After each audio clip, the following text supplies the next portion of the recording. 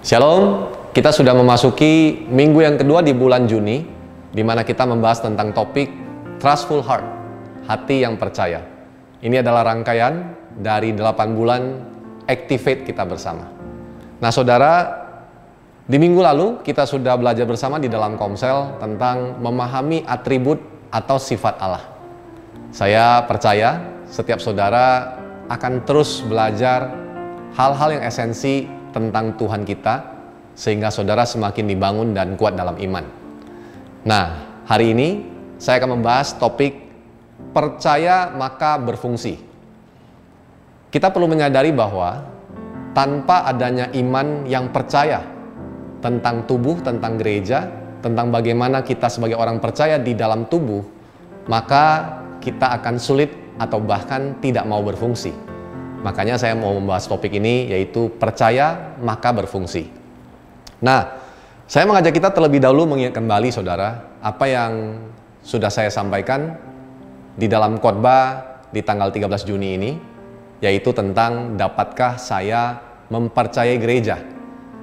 Kalau saudara belum melihat full tayangan khotbah tentang judul yang tadi saya sebutkan, saudara bisa nanti setelah Komsel ini melihat kembali saudara konten di dalam khotbah tersebut. Karena ini penting, karena ini merupakan dasar-dasar iman yang saudara harus pahami sebagai orang percaya.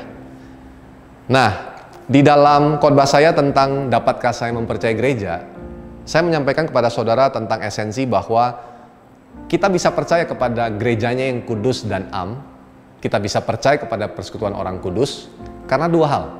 Karena yang pertama, gereja murni merupakan rancangan Tuhan. Dia yang memulainya dengan dirinya sendiri, dia juga yang akan meneruskannya sampai akhir. Dan bukan hanya itu saudara, dia adalah kepala gereja. Maka dia yang pasti akan menjaga dan melindungi tubuhnya. Karena dua hal ini, maka kita percaya gereja adalah sebuah kumpulan, persekutuan orang-orang kudus yang sangat bisa kita percayai. Itulah kenapa kita bisa berfungsi di dalamnya. Nah, sebelum kita memasuki pemahaman kita tentang fungsi kita, saya rindu untuk kita menjawab pertanyaan ini terlebih dahulu.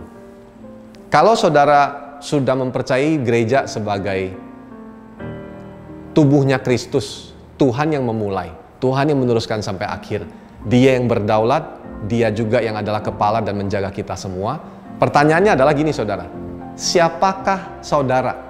Siapakah Anda? Siapakah saya di dalam gereja? Nah, kita perlu menemukan jawaban ini terlebih dahulu supaya kita kemudian bisa tahu fungsi kita.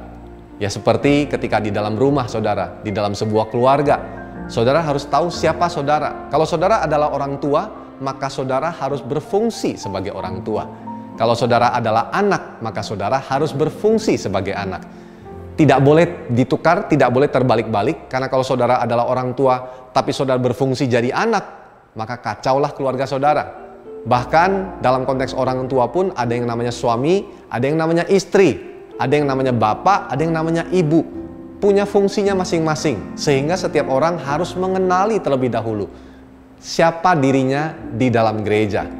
Nah, jawabannya kita bisa temukan bersama di dalam Efesus 2, ayat 19 sampai 22. Saya rindu saudara membacanya terlebih dahulu secara bergantian di dalam Komsel, ya, 4 ayat ini.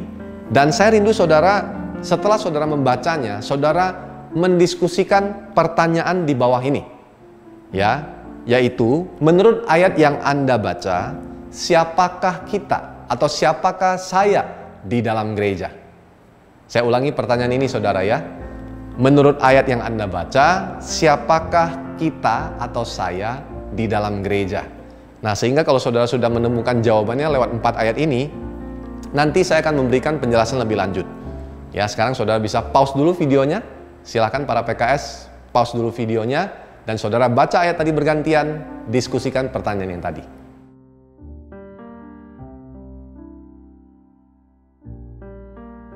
Baik, saudara tentu sudah berdiskusi, sudah menemukan jawaban-jawaban di dalam firman Tuhan. Di dalam Efesus 2 ayat 19 sampai 22, kita bisa menemukan firman Tuhan berkata, demikianlah kamu bukan lagi orang asing dan pendatang, Saudara hari ini tidak kebetulan berada di dalam komsel. Saudara bukan lagi orang asing, bukan pendatang, melainkan kawan sewarga dari orang-orang kudus. Itu yang pertama. Siapakah saudara? Engkau adalah bagian dari orang-orang kudus. Itulah saudara. Jadi kalau saudara ditanya, siapa saudara di dalam gereja? Yang pertama, saya adalah bagian dari orang kudus. Kalau saudara adalah bagian dari orang kudus, maka saudara adalah orang yang kudus. Saudara kudus bukan karena usaha saudara, tapi saudara kudus karena pembenaran dan pengudusan dari Tuhan. Itulah status saudara. Kemudian dikatakan dalam firman Tuhan, dan anggota-anggota keluarga Allah. Jadi saudara adalah anggota keluarganya Tuhan. Saudara bukan lagi orang asing, saudara adalah bagian dari keluarga. Yang namanya keluarga berarti di sanalah ada kasih dan keterbukaan. Di sanalah ada penerimaan tanpa syarat. Di sanalah saudara ditetapkan untuk bersama dengan orang-orang percaya yang hari ini, lihat samping kanan kirimu di komsel, ada di komselmu. Ya.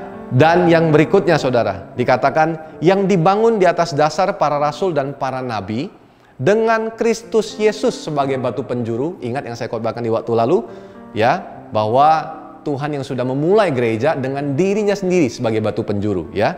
Di dalam Dia tumbuh seluruh bangunan, rapi tersusun menjadi bait Allah yang kudus di dalam Tuhan. Di dalam Dia kamu juga turut dibangunkan menjadi tempat kediaman Allah di dalam Roh. Jadi yang ketiga, siapakah saudara? Saudara adalah bagian dari bangunan bait Allah. Bukan dalam bentuk bangunan fisik yang banyak batu batanya saudara, melainkan bangunan rohani. Engkau adalah bagian dari bangunan bait Allah yang kudus, atau disebut dengan engkau adalah tempat kediaman Allah. Kita bersama sebagai komunitas adalah tempat Allah berdiam. Betapa luar biasanya status kita. Kalau saudara dan saya di dalam komunitas orang percaya, di dalam gereja adalah tempat kediaman Tuhan, berarti kita semua adalah orang-orang yang begitu terhormat di hadapan Tuhan. Karena engkau diberikan sebuah kelayakan, Tuhan mau berdiam di antara kamu. Itulah saudara. Saudara adalah bagian dari orang kudus, saudara adalah orang kudus itu sendiri, saudara adalah anggota keluarga Allah, dan engkau adalah tempat kediaman Allah. Kalau demikian saudara, seharusnya ketika kita sudah mengerti siapakah kita, maka kita perlu berfungsi di dalam tubuh. Karena dengan kepercayaan iman yang kita miliki dan pengertian kita akan siapa kita, maka hari ini kita bisa berfungsi. Efesus 4 ayat 1-6. Ini juga yang saya rindu saudara baca bersama-sama secara bergantian. Saudara baca Efesus 4 ayat 1-16. Ya, mari baca juga secara bergantian, lakukan seperti tadi. Dan saudara saya minta untuk bisa berdiskusi ya dengan dua pertanyaan ini setelah saudara membaca Efesus 4 ayat 1-16. Pertanyaan diskusinya adalah 1. Apakah Anda sudah mengenali karunia yang ada di dalam diri Anda? Ya, panduannya sederhana saudara. Lihat kembali weekly guide yang disampaikan oleh Kak Hendy di tanggal 25 April 2021. Ya, yang berjudul Aktifkan Karunia di Dalammu. Seluruh rangkaian Activate ini saudara perlu mengerti bahwa ini adalah rangkaian yang kait-mengkait. Makanya saudara jangan lupakan apa yang sudah pernah disampaikan, karena kita akan terus belajar bertumbuh di dalamnya. Lihat kembali weekly guide tanggal 25 April, di mana Kak ini menyampaikan tentang aktifkan karunia di dalammu, supaya saudara bisa mengenali karunia yang ada dalam diri Anda. Jadi kalau bertanya apakah Anda sudah mengenali, nah saudara bisa jawab ya atau tidak bersama dengan rekan di komselmu. Dan pertanyaan yang kedua adalah, apakah Anda sudah berfungsi di dalam komsel atau gerejamu? Ya, kemudian di dalam pertanyaan nomor 2 yang sama adalah, apakah fungsi tersebut sudah sesuai dengan karunia yang Tuhan berikan kepadamu? Nah, ini penting saudara untuk kita diskusikan. Karena itu silakan pause kembali video ini. Mari baca ayat ini bergantian dan diskusikan pertanyaan yang tadi.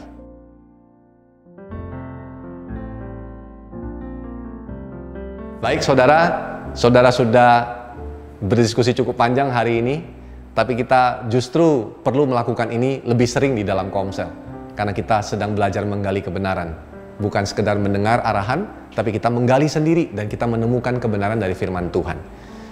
Saya akan bacakan secara cepat buat kita semua, Efesus 4 ayat 1-16. Sebab itu aku menasihatkan kamu, aku orang yang dipenjarakan karena Tuhan, supaya hidupmu sebagai orang-orang yang telah dipanggil berpadanan dengan panggilan itu. Hendaklah kamu selalu rendah hati, lemah lembut dan sabar, tunjukkanlah kasihmu dalam hal saling membantu, dan berusahalah memelihara kesatuan roh oleh ikatan damai sejahtera, satu tubuh dan satu roh, sebagaimana kamu telah dipanggil kepada satu pengharapan yang terkandung dalam panggilanmu.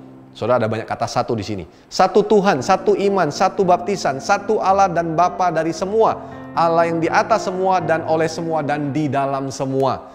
Saudara, ini kalau dijelaskan panjang ya. Ada banyak sekali kebenaran-kebenaran yang luar biasa yang bisa kita dapatkan dari ayat demi ayat yang tertulis dalam Efesus 4 1-16 ini. Tetapi kepada kita masing-masing telah dianugerahkan kasih karunia menurut ukuran pemberian Kristus. Inilah pengertian yang saudara harus miliki. Kepada setiap kita sudah dianugerahkan kasih karunia khusus menurut ukuran pemberian Kristus. Itulah sebabnya kata Nas, tatkala ia naik ke tempat tinggi, ia membawa tawanan-tawanan, ia memberikan pemberian-pemberian kepada manusia.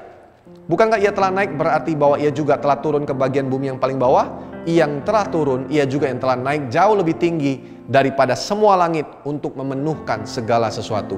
Dan ialah Tuhanlah ya saudara, yang memberikan baik rasul-rasul maupun nabi-nabi, baik pemberita-pemberita Injil maupun gembala-gembala dan pengajar-pengajar. Inilah yang kita sebut dengan karunia jawatan, saudara. Untuk apa saudara karunia ini diberikan buat mereka? Bukan untuk pamer, bukan untuk melakukan sesuatu yang membuat nama mereka jadi tenar seperti mungkin hari ini dilakukan beberapa orang dalam Instagram, memamerkan karunia supaya mereka jadi orang yang terkenal, saudara. Tidak untuk itu, saudara. Tapi ayat 12 berkata untuk memperlengkapi orang-orang kudus bagi pekerjaan pelayanan. Dan kemudian bagi pembangunan tubuh Kristus, yaitu saudara dan saya. Setiap fungsi dan karunia yang diberikan tujuannya untuk memperlengkapi orang kudus. Dan untuk pembangunan tubuh, untuk membangun semua anggota komsel, untuk membangun seluruh jemaat yang ada di gereja, untuk membangun orang-orang percaya. Sampai apa saudara? Sampai kita semua telah mencapai kesatuan iman dan pengetahuan yang benar tentang anak Allah. Kedewasaan penuh dan tingkat pertumbuhan yang sesuai dengan kepenuhan Kristus. Jadi saudara, kenapa saudara perlu berfungsi? Karena di dalam saudara ada karunia yang luar biasa yang sudah Tuhan taruh. Dan karunia tersebut haruslah dipakai untuk membangun tubuh Kristus, orang percaya, komsel, jemaat yang ada di gereja. Dan supaya apa saudara? Sampai kita semua mencapai kesatuan iman dan pengetahuan yang benar tentang anak Allah. Sampai kita mengalami kedewasaan penuh. Saudara rindu mengalami kedewasaan penuh di dalam Tuhan, di dalam komsel, melalui komsel. Tuhan mau membangun hidup kita supaya kita mengalami kedewasaan penuh, bisa berespon benar senantiasa, dan tingkat pertumbuhan yang sesuai dengan kepenuhan Kristus. Sehingga kita bukan lagi anak-anak yang diombang-ambingkan oleh rupa-rupa angin pengajaran, oleh permainan palsu manusia dalam kelicikannya mereka yang menyesatkan, tetapi dengan teguh berpegang kepada kebenaran di dalam kasih, kita bertumbuh di dalam segala hal ke arah Dia, Kristus yang adalah kepala. Saya senang sekali dengan ayat ini, karena ini menunjukkan tentang setiap kita. Kalau kita berfungsi dan setiap orang benar hidupnya dibangun, mereka akan menjadi orang-orang yang teguh berpegang dalam kebenaran, kepada kebenaran dalam kasih, dan bertumbuh dalam segala hal. Apapun yang saudara sedang kerjakan hari ini, menjadi orang tua, menjadi anak, bisnismen, karyawan, menjadi manajer, menjadi seorang siswa, menjadi seorang mahasiswa, mahasiswi, siapapun engkau, bahkan engkau full time di gereja melayani, apapun fungsimu, saudara, engkau akan bertumbuh dalam segala hal ke arah Dia, bukan ke arah yang lain, bukan ke arah ketenaran, bukan ke arah supaya kita menjadi apa yang kita mau, melainkan kita bertumbuh ke arah Dia, Kristus yang adalah kepala. Ayat yang ke-16, kalau saudara ingat, inilah ayat yang menjadi dasar My Home to Love and Build yang kita sampaikan di tahun 2016. Ya, daripadanya lah, dari Tuhan lah, dari Kristus lah, seluruh tubuh yang rapi tersusun, yaitu saudara dan saya, seluruh tubuh yang rapi tersusun dan diikat menjadi satu oleh pelayanan semua bagiannya. Saudara, kita memiliki peranan kita untuk melayani satu terhadap yang lain sesuai dengan kadar pekerjaan tiap-tiap anggota. Memang tidak semua orang harus memimpin, tidak semua orang harus menjadi nabi yang bernubuat, tapi semua kita punya bagian kita. Sekecil apapun itu menurut pandangan manusia, di hadapan Tuhan itu sangat berharga dan penting karena engkau adalah anggota tubuh. Jadi sesuai dengan kadar pekerjaan tiap-tiap anggota, menerima pertumbuhannya dan membangun dirinya dalam kasih. Jadi kenapa kita perlu berfungsi? Supaya saudara, karunia yang Tuhan sudah berikan itu berguna untuk membangun tiap-tiap anggota. Dan supaya mereka mengalami pertumbuhan. Sampai apa saudara? Sampai semua kita bertumbuh dalam segala hal ke arah Dia, yaitu Kristus yang adalah kepala kita semua. Saya berdoa saudara akan terus berfungsi di dalam komsel, di dalam gereja, dimanapun saudara ditempatkan oleh Tuhan, sehingga dengan fungsi yang engkau kerjakan, engkau boleh melihat pertumbuhan yang nyata terjadi dalam dirimu dan semua orang yang bersama-sama dengan engkau. Ingat, jangan berfokus kepada bagaimana kita melakukan karunia ini dengan kemampuan kita, tapi kita harus berdasarkan iman kita yang percaya bahwa Kristus yang adalah kepala, Dia memimpin kita semua. Dengan arahannya kita akan berfungsi dan bertumbuh bersama-sama. Tuhan Yesus memberkati kita semua.